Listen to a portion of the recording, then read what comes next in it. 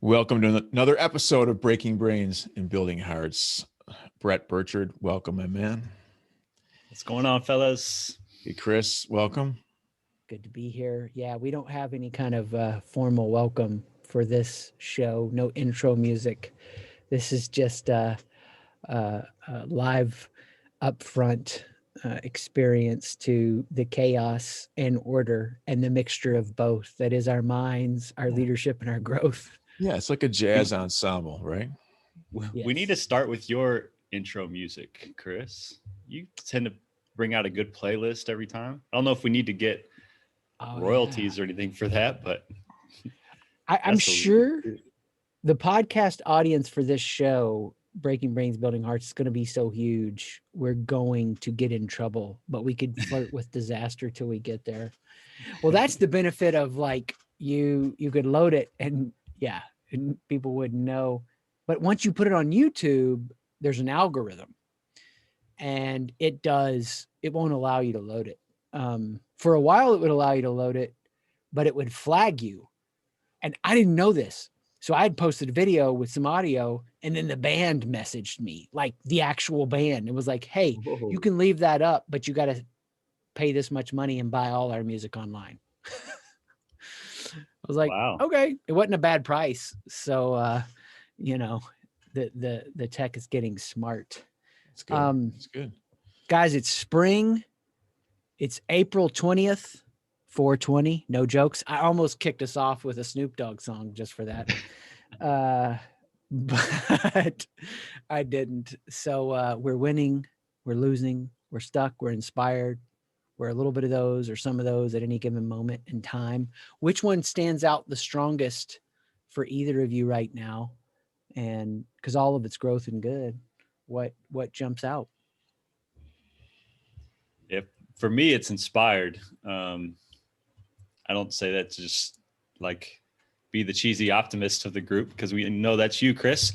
But I'm inspired, man. I feel like I like doing work I love to do, challenged to grow every day and doing it with people I enjoy and see the potential of what could be. Know it's going to be a lot of hard work to get there, but excited for what could be coming in the future if it all works out like I expect it to. So for me, it's inspired. I don't know that I feel stuck or losing anywhere. Small wins to keep going, but mainly inspired to chase the future. Thank you, man. I love hearing that. You're living it. I mean, that's the thing, enjoying getting where you want to go. That's enjoyable. That's true to who you are. And it won't go for sure like we think it will. At a tactical level, the plan will change, but at a principled strategic value level, it can. And super cool. Yeah, I was having conversations with some friends in the coaching world, and it's just such a challenging profession on so many different levels, and some of the rewards are really thrilling. Now, are you talking athletic coaching or athletic? Gotcha. Yeah. So basketball coaches, and some of the rewards are thrilling and some of them are really fulfilling, but it's just in so many ways, it's a challenging profession. And I caught myself saying this phrase and it just came out, but now I'm like, wow, that was really true. I don't want to be miserable on my way to being happy. Ooh, dude, that's good. How many of us are doing that, right? Like I just gotta suck it up and I gotta sacrifice and I gotta do all this today. So then one day because when I'll get there, I'll be happy. It's right. It just sounds like a miserable, it's not the way I want to do it, I guess. And so, yeah, I'm not going to be miserable on my way to being happy. I mean, that's saying it even better than I want to get where I want to go, true to who I am, and actually enjoy getting there. That's so tight and succinct. So what do you do? If you don't want to be miserable on your way to being happy, what do you do? What do you want? Well, for me, it's when I think about like, what am I going to do aside from put aside money, job title, whatever, it's, can I apply what I've learned? Can I be challenged to grow? Can I do work with people I enjoy? And do I have a lifestyle that I'm happy in? Mm-hmm. And so if you can find those four, that's my kind of filter for what am I going to do next. And if I can find those four qualities, it's a sweet spot. So lifestyle, the people I do it with, what were the other two? Be able to apply what I've learned. Okay. So apply my skills and be challenged to grow. Yeah. Awesome. I want to see how that maps onto something I'm working on for the Mission Lean In stuff I've done with people. And I think it maps with all four,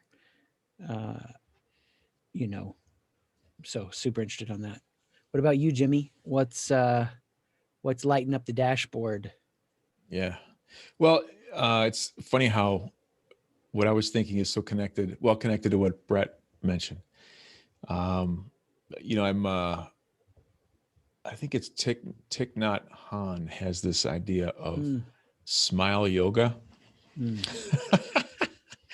And I've been doing I've been incorporating this idea of smiling in my meditation. And, it's so easy. So that connects now to situational awareness and how we operate throughout the day, which connects to what Bret's talking about. I don't want to be miserable on my way to being happy.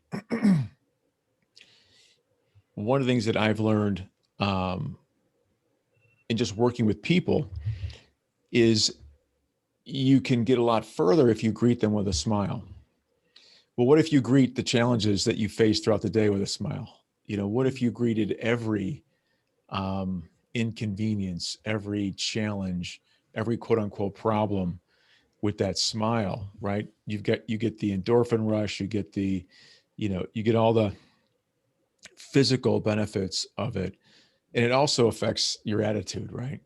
And so what I interpret Bret saying is, it's really about how you respond to what occurs.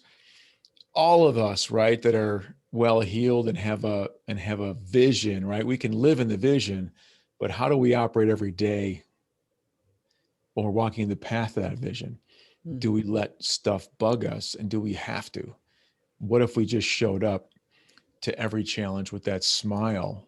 What would that do for our attitude? What would that do for our creativity? What would that do for our ability to get past those challenges? So I've actually been experimenting with that, which believe it or not, most folks look at me. I used to, when I sold, one of my nicknames, a client given nickname was Mr. Fantastic, because every time she met me, she would ask, how am I doing? I'd say fantastic, whether I was or wasn't. My coach would say, are you really? And I would say no, but the people around me and my attitude and my outlook was always positive, always upbeat, regardless of what's going on. And I think there's a lot to be said. You don't want to hide from what's happening or obfuscate it or ignore it, but you also, want to position yourself in the best way possible to address it. That's awesome. I mean, it's cool just to hear the way we're all kind of synced up, because I had gone on a walk earlier today, and in between some meetings felt such an intense experience of equal parts desire, ambition, and contentment, gratitude. And it just is this, it's beautiful cocktail, right? Of, there's more and I'm fulfilled. And living in both of those domains. And I mean, there could be people listening to this that are going through something that they've got to grieve out. Right. And you're not going to get to that new beginning or that smile until you grieve that ending and you go through that sadness. But what you're describing as a meditative state and a stance and a posture, it's exactly the best place to be. I'm calm and I'm excited for what's going to come out of this, even if it's a challenge. Dudes, it's fun to hear just the similar places we find ourselves, especially because, it seems like there's such a wavelength out there of stress and overwhelmed and to the hilt maxed out. What do you guys think for people that are listening to this that would be like a couple of steps that they can start on just to stir up that ambition and or gratitude or both? You know, what's on my mind, Chris, is I like to take these things to their extremes, or simplify them to something very basic. Just imagine the last time you had a conversation with a family member that frustrated you, and then their frustration and your frustration escalated that to a point where nerves were fried, stress was created, volume, voices increased, and there was something then later on to apologize for. A simple interaction that escalates. Imagine if at the moment of frustration, nothing else changes except instead of greeting them with a frown or frustration or an angry look, you just smiled. Mm-hmm. Imagine the last time you spoke to somebody at the store who didn't help you the first time you asked. It took 2 or 3 times. you smiled. Imagine you're on the phone with someone who's trying to help you out and they're not getting it and you smiled, right? So this is just an experiment. I'm not suggesting I have the answer, and I think for everybody it's different. But I think one thing, Chris, we can do is we can just imagine what it would have been like the last time we needed this. What would have happened? How would your demeanor have changed? The situation doesn't change, but maybe your ability to address the situation in a positive way, extract some positive outcome, improves. Yeah. Relaxes them. Bret, I got to tell you this because I'm dying. And then I think you got something. The first time I met Jimmy, we told this story. I know in some formats, I'm not sure if we've ever said it on Breaking Brains, but he lives his message here because even when he is not sure how to take somebody, he smiles because he was like, what do you do? And I was like, we coach people because one of the certified coaches was there. And I say one of them who helps lead them, Mike. And I'm like, well, it's coaching, help people, strategic and kind, figure that shit out.com. And he was like smiling, so fun. Then I walked away. And then he walked away. Got to run for the hills. Yeah, it's I was thinking I love the concept, but also make you like check your motives behind the smile, because my parents spent 35 years in higher education administration and navigating the politics of all that is involved in that. And they came across a term. They said, well, I'll use the PG version of it, but your grin, you just got grin effed. Someone just smiled at you and said F you at the same time. Yeah. And you're like, so there's definitely some motives behind it, but I love the idea. It reminds me of last week I did a workshop with a group of coaches, helping them figure out their core values for their program. And one of them, it talked about how their team just stumbled onto this mantra, good. And that was the phrase they were using, good. And like everything that happened, good. And now what's next? Like accepting reality for what it is, grateful for the experience, for what it might teach me, or how I could flip this into into an advantage or an opportunity. And so everything they said was good. Cooperate with what's unfolding. And so they use this mantra, and they had it on t-shirts and wristbands and everything else. But, lost this game. Good. Mm-hmm. Now we get to come back. This game got canceled because of COVID. Good. We can do this. Coach put them on the line, made them run. Good. I'm going to get my conditioning better. Like just flipped everything into a positive. So, yeah. It's that Buddhist cone. I think it is. It's like the guy's like, oh, your son went off to battle and so sorry. Maybe it's bad. Oh, your son came home. That's so great. Well, maybe it's good, and it's just like you're cooperating with the unfolding of it. it's weird. Anytime I do stuff with like people that English as a second language, I feel like it surfaces in me a better teaching or clarity. And so was doing Flip the Lie with a group this morning. And yeah, just trying to articulate, like, if you're in the gym and you feel something weak in the muscular structure of who you are, good. Now you know it needs to be strengthened. Now you know exactly in the chain of your muscular development what has to be worked on to make you whole. I think one of my favorite mindsets to bring to every situation is good will come out of this. I don't know what it's going to be, but like, even in the smallest of things, how will good come out of this? And that trains me to be on the lookout for that. Yeah. My college coach, I'm sorry. My college coach used to tell us, like, you never know if an experience is going to be good or bad until you know who you become because of it. So like, we can't say right now, oh, this is a terrible experience, until 3 weeks later, 3 years later, 30 years later, we realize who we became because we went through it. Oh, that was a good experience for me because I became this. Right. Yeah. And what I love about the job of coaching and developing people is this idea that we can bring these overarching truths, right? Like you just said, Brett, you never know until you understand or see or experience what it creates in you, how you respond.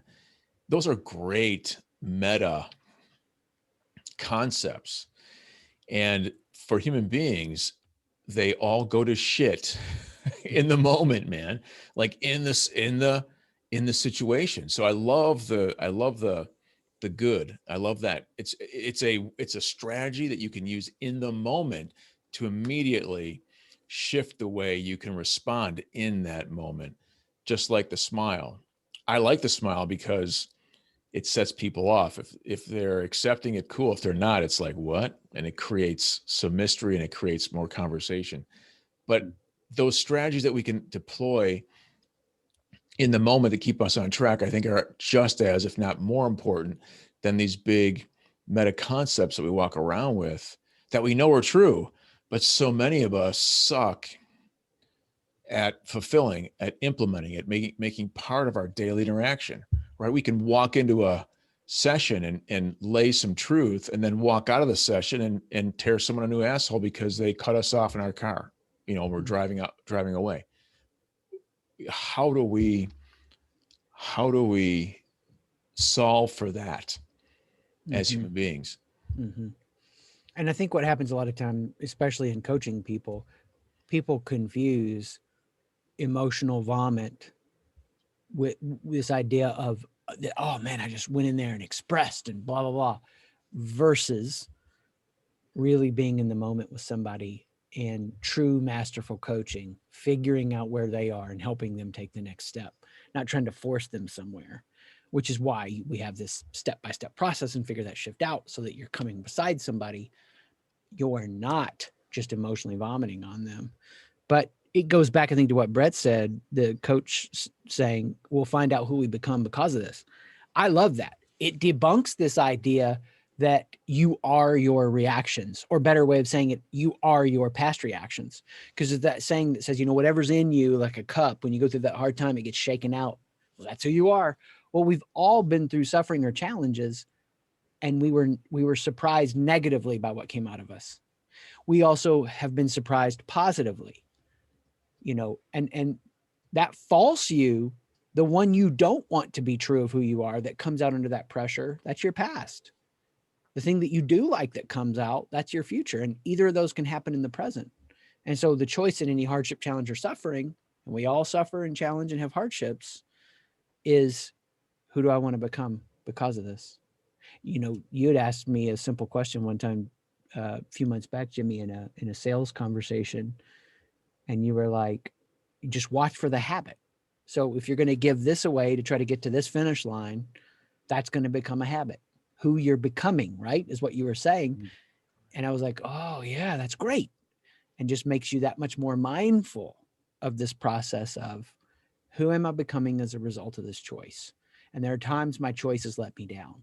And there are times my choices surprise me in a good way. And it's just trying to get more in the category of the good, of what's coming out. Well, if we focus this in, what would you guys leave for people as a way of in the moment tipping the scales to becoming better, growing in that challenge? What would you leave them with? Bret or Jimmy, who wants to go first? I would first tell you not to judge yourself or be too harsh on yourself. You're going to become aware of your reactions, and like you just said, the empowering thing there is, hey, I didn't like my reaction that time. I'm not defined by my reaction. I can react differently next time, or I can use that as insight to where I can grow next. But not judging yourself or shaming yourself because of how you might have reacted, but using it as insight, awareness to where you can grow. Again, you say, good, man, I blew up and cursed him out and was terrible. Good. Now I can learn from that and grow and apologize and make the relationship even stronger because I show vulnerability and humility. So not being so hard on yourself. Yeah. I think one of the themes that's excellent, Bret, excellent insight. I think one of the other themes that hasn't been spoken per se is this idea of pushback, right? The smile is a pushback. Good is a pushback.